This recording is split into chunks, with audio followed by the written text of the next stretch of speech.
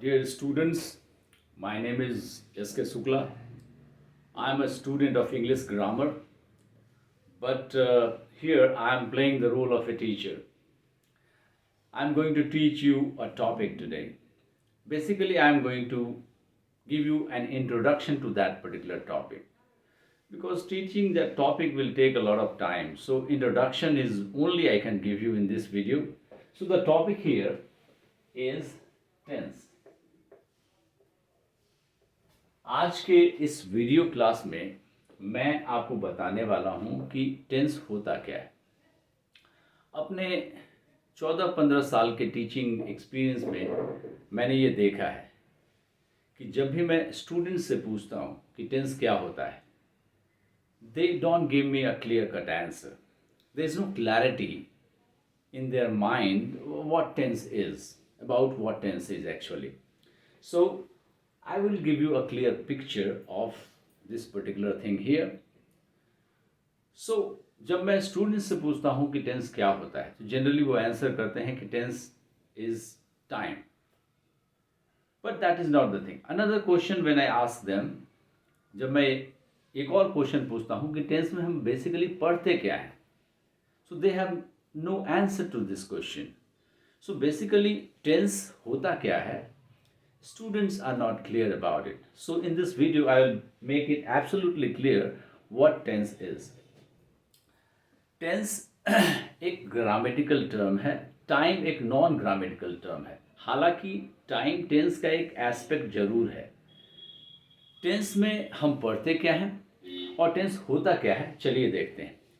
तो simply tense के बारे में हम इस तरीके से बात करेंगे कि tense is the study of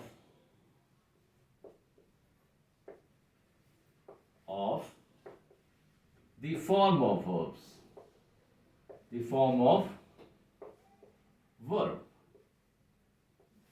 so tense में बेसिकली हम पढ़ते क्या हैं, टेंस में वर्ब के अलग अलग फॉर्म्स को हम स्टडी करते हैं, या और ज़्यादा मैं इसको टेक्निकली इसको बात करूं तो फॉर्म ऑफ वर्ब की जगह मैं कॉम्बिनेशन ऑफ वर्ब लिख सकता हूं.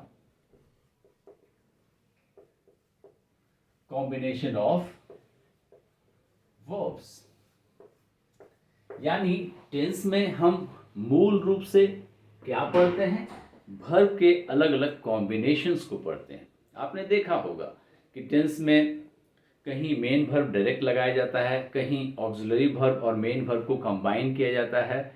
तो टेंस में हम वर्ब के फॉर्म को स्टडी करते हैं या वर्ब के अलग अलग कॉम्बिनेशन को स्टडी करते हैं. तो टेंस में हम पढ़ते क्या हैं, ये तो इस बात का तो हमें जवाब मिल गया, लेकिन हम किस पर्पज से वर्ब के फॉर्म को या कॉम्बिनेशन ऑफ वर्ब्स को स्टडी करते हैं. सो इसका अगला पार्ट है कि tense is the study of the form of verb or combination of verb that shows two things. That shows two things. यानी टेंस में हम जो वर्ब के फॉर्म को स्टडी करते हैं, इस वर्ब के फॉर्म से हमें दो चीजों का पता लगता है. पहला, time of the action, time of the action, और दूसरा हमें पता लगता है, and the second thing we get is the status of the action, status of the action. So tense में हम वर्ब के फॉर्म को स्टडी करते हैं और उस वर्ब के फॉर्म से हमें दो चीजों का इंस्टेंटली पता लगता है.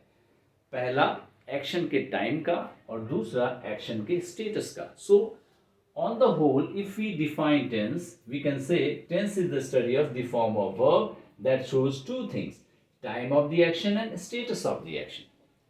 Time of the action का मतलब क्या हुआ कि verb का फॉर्म जिस एक्शन के बारे में बात कर रहा है, वो एक्शन हो कब रहा है, वो एक्शन प्रेजेंट में हो रहा है, या वो एक्शन पास्ट का है, या वो एक्शन फ्यूचर का है. अगर मैं एक टाइम ग्राफ बनाऊं और टाइम को 3 भाग में बांट दूं, past, present and future, तो सेंटेंस में वर्ब के फॉर्म को देखते ही हमें पता लग जाएगा कि एक्शन पास्ट में हो रहा है या एक्शन प्रेजेंट का है या एक्शन फ्यूचर में होने वाला है। जैसे मैं कुछ एग्जाम्पल्स यहाँ पे लिख रहा हूँ, इसको देखिए। जैसे अगर मैं सेंटेंस लिखूं कि Maria is reading newspaper, is reading newspaper, तो इस सेंटेंस में कॉम्बिनेशन ऑफ वर्ब क्या है? ऑक्सिलरी वर्ब इज है और मेन वर्ब भी4 है। तो यही आपका फॉर्म ऑफ वर्ब इस सेंटेंस के अंदर है। और इस फॉर्म ऑफ वर्ब को देखते ही इंस्टेंटली हमें पता लग जा रहा है कि ये जो एक्शन है प्रेजेंट का है, क्योंकि इसमें present form of auxiliary verb लगा हुआ है। अगर मैं सेंटेंस लिखूं कि John was playing tennis, John was playing tennis, तो इस सेंटेंस में वर्ब का फॉर्म या वर्ब का कॉम्बिनेशन क्या है? वॉज और प्लेइंग। और इस फॉर्म ऑफ वर्ब को या इस कॉम्बिनेशन ऑफ वर्ब्स को देखते ही पता लग जा रहा है कि इसके द्वारा शो किया गया एक्शन कब हो रहा है? पास्ट में हो रहा है। इस एग्जांपल को देखिए। अगर मैं सेंटेंस लिखूं कि मैक विल कम टुमारो, तो इस सेंटेंस में फॉर्म ऑफ वर्ब क्या है? विल और कम। तो इस फॉर्म ऑफ वर्ब को देखते हुए हमें इंस्टेंटली पता लग रहा है कि एक्शन कब का है? फ्यूचर का है। तो टेंस में जब हम वर्ब के फॉर्म को स्टडी करते हैं तो वर्ब के फॉर्म को देखते ही हमें पता लग जाता है कि वर्ब के फॉर्म के द्वारा शो किया गया एक्शन कब हो रहा है? प्रेजेंट में हो रहा है, पास्ट में हो रहा है या फ्यूचर में हो रहा है। अब आ जाइए दूसरा aspect, the status of the action. Tense में जब हम वर्ब के फॉर्म को स्टडी करते हैं तो उस वर्ब के फॉर्म को देखते ही हमें एक्शन के स्टेटस का भी पता लगता है। तो एक्शन का स्टेटस क्या होता है, इसको जरा मैं एक ग्राफ से यहाँ पे एक्सप्लेन कर रहा हूं। मान लीजिए कि ये एक एक्शन है, एक टिपिकल एक्शन है, ब्रेकफास्ट लेने वाला। This is an action. तो जब भी हम किसी एक्शन की बात करते हैं तो एक ऐसा स्टेज आता है जब ये एक्शन स्टार्ट होता है, व्हेन द एक्शन स्टार्ट्स। एक ऐसा फेज आता है जब ये एक्शन चल रहा होता है, और एक ऐसा फेज आता है जब ये एक्शन कंप्लीट हो चुका होता है।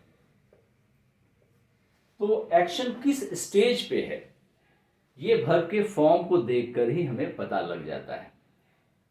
तो टेंस में जब हम वर्ब के फॉर्म को स्टडी करते हैं तो एक्शन के टाइम के साथ साथ हमें एक्शन का स्टेटस भी पता लग जाता है। जैसे इन दोनों एग्जांपल्स को देखिए।